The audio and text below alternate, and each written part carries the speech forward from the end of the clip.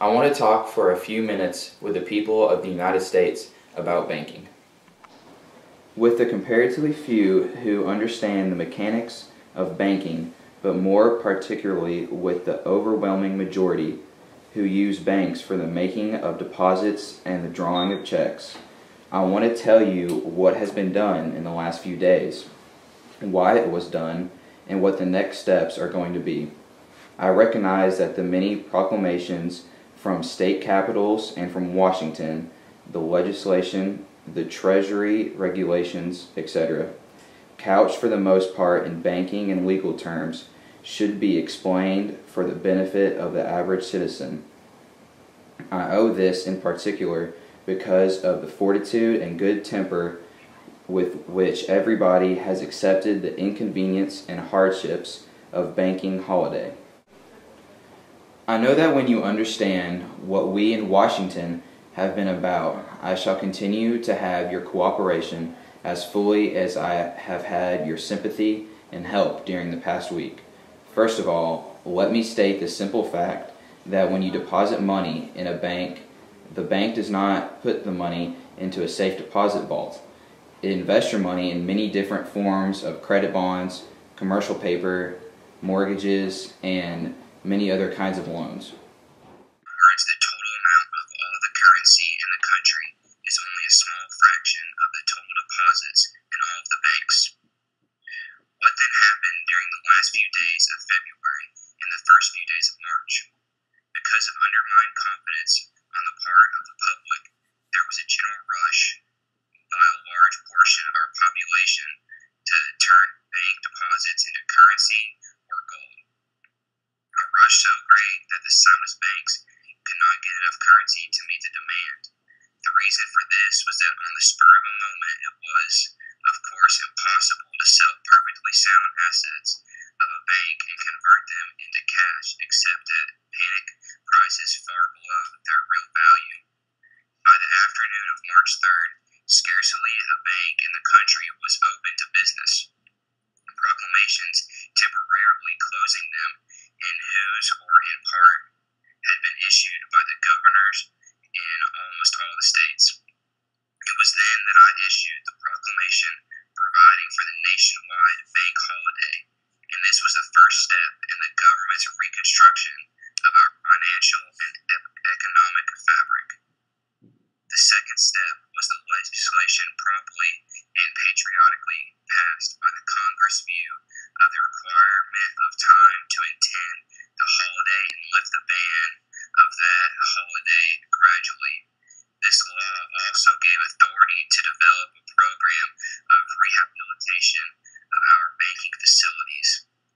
I want to tell our citizens in every part of the nation that the National Congress, Republicans and Democrats alike, showed by this action a devotion to public welfare and a realization of the emergency and the necessity for speed that is difficult to match in our history. The third stage has been the series of regulations permitting the banks to continue their functions to take care of the distribution of food and household necessities and the payment of payrolls.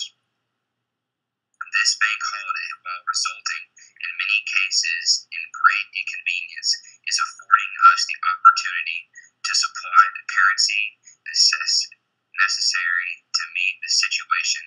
No sound bank is a dollar worse off than it was when it closed its doors last Monday.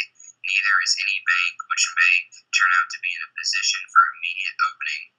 The new law allows the 12 Federal Reserve banks to issue additional currency for good assets, and thus the banks which reopen will be able to meet every legitimate call. The new currency is being sent out by the Bureau of Engraving and Printing in large volumes to every part of the country.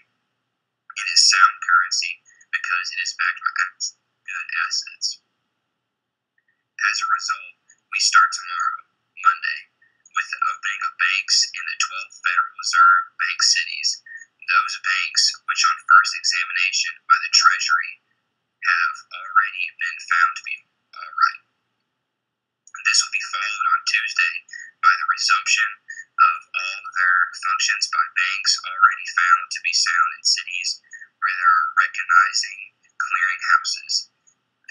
contains about 250 cities of the United States. On Wednesday and succeeding days, banks in smaller places all through the country will resume business, subject, of course, to the government's physical ability to complete its survey. It is necessary that the reopening of banks be extended over a period in order to permit the banks to make applications for necessary loans, to obtain currency needed to meet the requirements, and to enable the government to make common sense checkups. Let me make it clear to you that if your bank does not open the first day, you are by no means justified in believing that it will not open. A bank that opens on one of the subsequent days is exactly the same status as the bank that opens tomorrow. I know that many people are worrying about state banks, not members of the Federal Reserve. These banks can and will receive assistance from members banks and from the Reconstruction Finance Corporation. These state banks are following the same course as the national banks, except that they get their license to resume business from the state authorities, and these authorities have been asked by the Secretary of the Treasury to permit their good banks to open up on the same schedule as the national banks. I'm confident that the state banking departments will be as careful as the national government in the policy relating to the opening of banks and will follow the same broad policy. It is possible that when the banks, very few people who have not recovered from their fear may again begin withdrawals. Let me make it clear that the banks will take care of all needs, and it is my belief that hoarding during the pandemic has become an exceedingly unfashionable pastime. This is the beginning of very many fireside chats by me, FDR, explaining all I am doing to improve the economy. What is he talking about, Dad? Well, son, FDR is talking about when he closed the banks for 4 days to take inventory. But why? Well, daughter, FDR is trying to fix our economy with the New Deal relief, with programs like the AAA, the NRA, and the FDR. Mother, I think it's FDIC. Oh, darling, you're so naive. It's the FDR. What are those? Well, the AAA stands for the Agriculture Adjustment Act of 1933, which was designed to raise incomes of farmers. NRA stands for National Industrial Recovery Act, which tried to recover our economy. And the FDIC stands for Federal Deposit Insurance Corporation, which protected depositors up to $5,000. Since FDR has been in office for 100 days now, he's been passing laws to help our economy. This was called the 100 Days. What else, Daddy? FDR also created the New Deal. What are those? The New Deals try to bring back the economy with FDR's plan to bring relief, recovery, and reform. Now come here, pour Mommy another glass of grape juice. Okay, Mom. Mom, why do you have that accent? Oh, it sounds cool. It's just, yes. I'm gonna pour me some, is that? No, honey, no. I'm 18. Oh! Dolly, that's a new coffee table! Sorry, Mom. Alright, continue with our discussion. What are those again? Relief is all the programs FDR is making to fix our economy. Recovery is to achieve long-term economic recovery. And reform is to prevent future depressions. I get it now. There you go. That was an example of my fireside chats. I would give speeches on the radio to inform people on all my new programs and to promote bills. Then parents would tell their children and friends, so word would get around about all my plans even if they didn't have a radio.